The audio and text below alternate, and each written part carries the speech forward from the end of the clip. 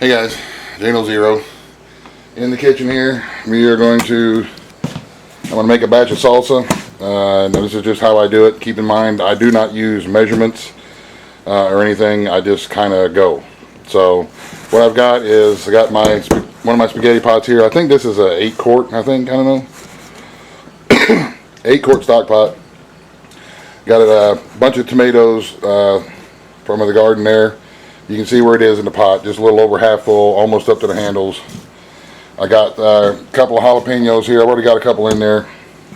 I've got in here some garlic salt, some garlic, some salt, some pepper, maybe 2 or 3 tablespoons of each, roughly.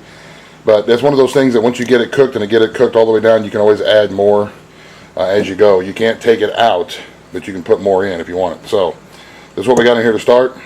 I got some different kinds of peppers that we're going to throw in there. These are some jalapenos that my buddy Raced88 sent me from his hot pepper packs. We're going to put them in there, and we're also going to save the seeds out of these to grow them again next year, because I believe they're an heirloom variety of jalapenos that he sent me. So there you go, Race. There's some of the peppers right there. We're waiting on the habaneros and the ghost to come on. They're not quite done yet, but we'll get some of those in the salsa at some point too. And these are Rutger tomatoes that we're going to also be saving seeds from for next year's garden. And we're even going to be doing, I believe, a greenhouse in the fall. Once we get the side of the hill dug out, we're going to put a little greenhouse in there and try to grow some of the stuff through the winter as well. But we'll deal with that. That's a whole nother video. Anyway, salsa. So tomatoes, garlic, salt, pepper. I'm going to chop up these peppers right here a little bit more. Just here, I'll show you. I leave everything in big chunks because you don't have to put it in small chunks yet. Sorry about the crappy camera work. See, I just put everything in big chunks and toss them in. These are banana peppers. Big chunks, toss them in. Now we've got some dried cilantro here that we're going to put in about, I don't know,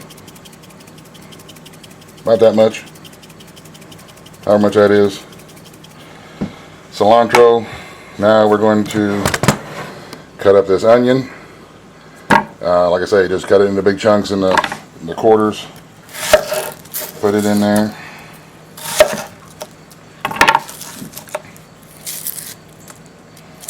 Onions in the garden didn't do really well this year. The garden has not really done great this year, but it is what it is. So you work with what you get. You work with what you get. You're happy that you get what you get, and you go right along with it.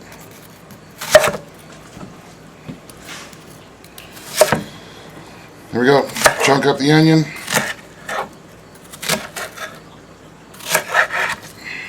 Break it up a little bit. Toss it into stock pot.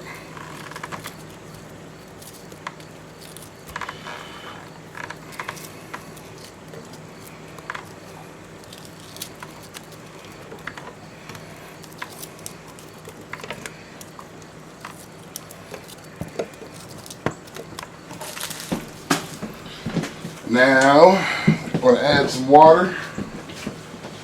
And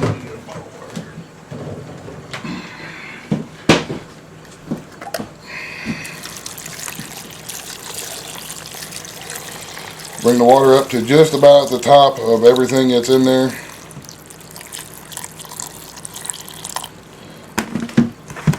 Where you can just see the water at the very bottom of the tomatoes there, not completely all the way in. Give it kind of a mix and mash. Now we're going to throw it on to the stove.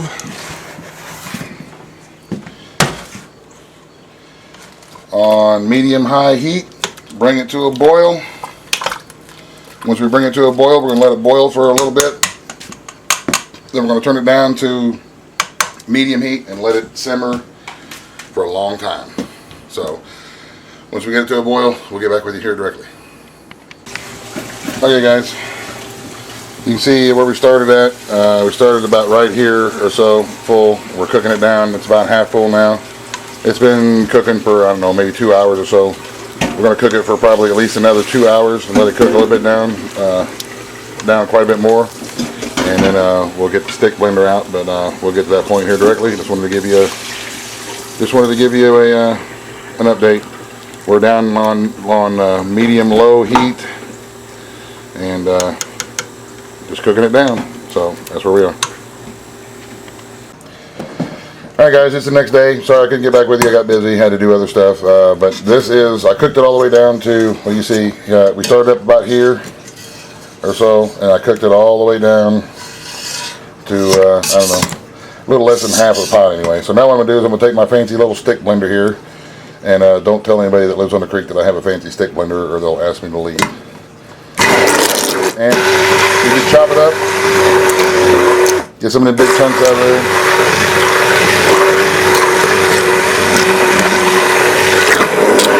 I'm not going to chop it all the way up, but we're going to get all the big chunks we can out of it.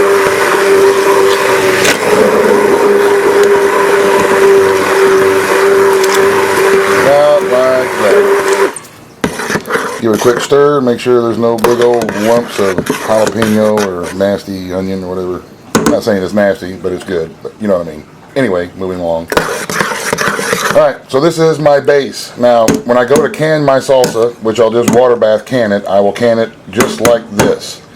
And then whenever I go to serve the salsa, I will take and cut some fresh tomato and some fresh onion and throw it into the salsa mix here. That way you get your fresh, salsa crunch, and it's where I get my crunch in my salsa. I'll can it like this because if I throw fresh onions and tomatoes in here now, then I can it, then it'll be all mushy and I won't get that crunch, that snappy piece. So this is how I do my salsa. Like I say, I'm going to can this up. I'll water bath can it just like you would anything else that's tomato based. There's about 463 quazillion videos about canning tomatoes out there. So check one of them out. And like I say, this is how I do my salsa. The only other thing that I do to this is adding fresh tomatoes and onions before you serve it and put it on chips or quesadillas or tacos or whatever it is that you all are into. So thanks for watching. Have a great day.